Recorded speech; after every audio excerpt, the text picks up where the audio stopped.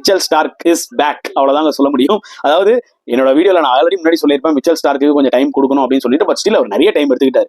தேவே அவர் போடுறத பார்க்கும்போது என்னப்பா இவர் இப்படி போடுறாரு, பேசாம இவருக்கு பிரேக் கொடுங்கப்பான்ற மாதிரி தான் சொன்னோம். பிரேக்கு அப்புறமும் வந்து பெருசா அவர் டெல்லியோட பயங்கரமா போடல, ரன்ஸ் லீக் தான் பண்ணாரு. ஒரே ஒரு மேட்ச் நல்லா போட்டார் அகைன்ஸ்ட் எல்எஸ்ஜி, ஒரு 3 விக்கெட் எடுத்தாரு. மற்றபடி எல்லா மேட்ச்லயுமே மரணடி வாங்கினாருங்க. இந்த மேட்ச்லயும் ஸ்டார்டிங்ல இஷான் கிஷன் பாயிண்ட்ல ஒரு பவுண்டரி, ஸ்கொயர் லெக்ல ஒரு 6 அடிச்சாரு. அடடா ஸ்டார்க்கு திருப்பியும் லீக் பண்ண போறாருன்னு நினைச்சோம். பட் அவரோட ஃபேமஸான அந்த விக்கெட் டேக்கிங் டெலிவரி, ஸ்விங்கிங் பால் போட்டு ஸ்டெம்பு பறக விட்டாரு. ஓகே, இன்னைக்கு ஸ்டார்க் சம்பவம் இருக்குன்னு நினைச்சோம்.